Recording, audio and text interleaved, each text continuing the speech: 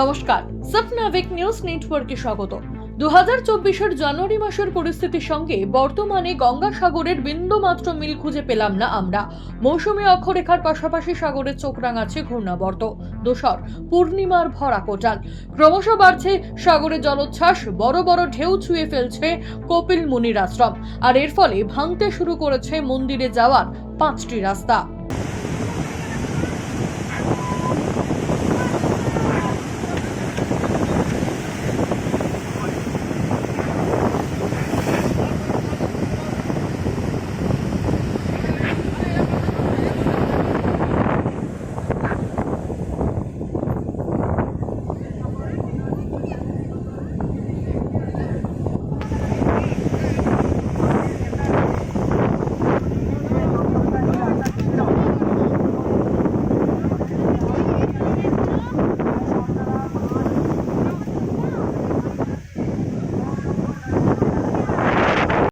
প্রবল জলোচ্ছ্বাস ইতিমধ্যেই তলিয়ে গিয়েছে 1 থেকে 5 নম্বর পর্যন্ত কংক্রিটের রাস্তার বেশ কিছুটা অংশ।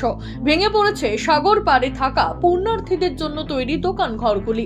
যে গুমটিগুলি সরানো সম্ভব সেগুলি অন্যত্র সরিয়ে নিয়ে যাওয়ার চেষ্টা চালাচ্ছেন ব্যবসায়ীরা। প্রশাসনের পক্ষ থেকে গঙ্গাসাগর মেলার আগে রাস্তা মেরামতির কাজ হলেও তবে কিছুদিন পর অস্তিত্ব থাকে না সেই রাস্তাগুলির, এমনই অভিযোগ এক ব্যবসায়ীর।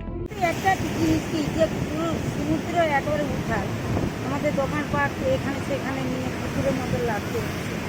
আমাদের সেরকম দোকানের জায়গা কিনিস না, তখন সাগর মাঠে এদিকে নিয়ে যেতে হচ্ছে, সেদিকে নিয়ে যেতে হচ্ছে, প্রচুর উঠাল এখানটায়। কি হচ্ছে, সমুদ্র কি এখন সমুদ্র পরপর ভেঙে ভেঙে চলে যাচ্ছে, এখন কিছু অবস্থা নেই। আপনাদের দোকানদানি কি সরিয়ে নিতে হয়েছে? হ্যাঁ, সেটা প্রতি সময় সরিয়ে নিতে হচ্ছে, মিনিটে সরিয়ে নিতে হচ্ছে। পুলিশ কি বলছে? পুলিশ কি বলবে, আর ভাঙাচুরায় যেতে দিচ্ছে না, মাইকিং করছে।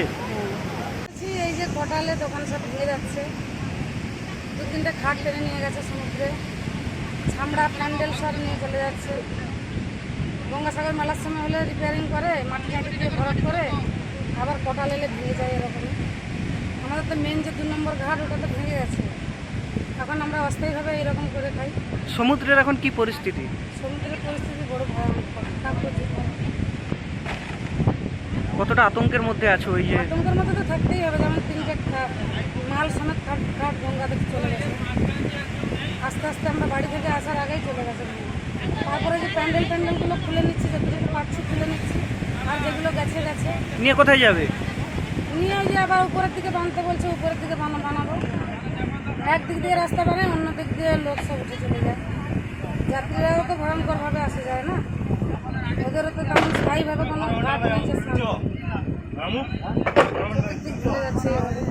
একবারে 1 নম্বর থেকে 5 নম্বর পুরোটা ভেঙে। যে সমস্ত পুণ্যার্থীরা এসেছেন তারা যেন কেউ সমুদ্র স্নানে না নামেন, তার জন্য মাইকিং শুরু করেছে ডিজাস্টার ম্যানেজমেন্ট টিম।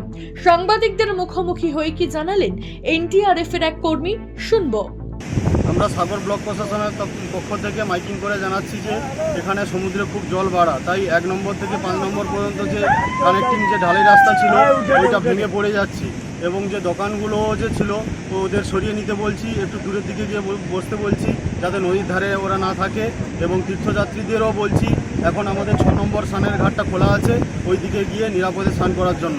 1 থেকে 5 বন্ধ আছে, এগুলো ভেঙে যাওয়ার জন্য আমরা তীর্থযাত্রীদের 6-এর দিকে পাঠাচ্ছি, এবং সমস্ত দোকানদারদের নদীর ধার থেকে তুলে, কিনারা থেকে তুলে দূরের দিকে সরিয়ে দিচ্ছি।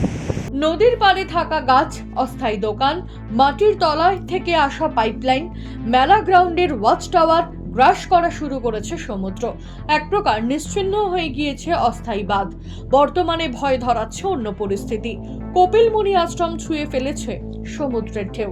নতুন বিপদের আতঙ্কে আশ্রমের সেবায়িত সহ বাসিন্দারা। শ্যামল পাল ও মামনি রায়, স্বপ্নাবিক নিউজ, সাগর। সমস্ত খবরের আপডেট পেতে লাইক করে সাবস্ক্রাইব করুন স্বপ্নাবিক নিউজ। সেই সঙ্গে বেল বাটন প্রেস করতে ভুলবেন না।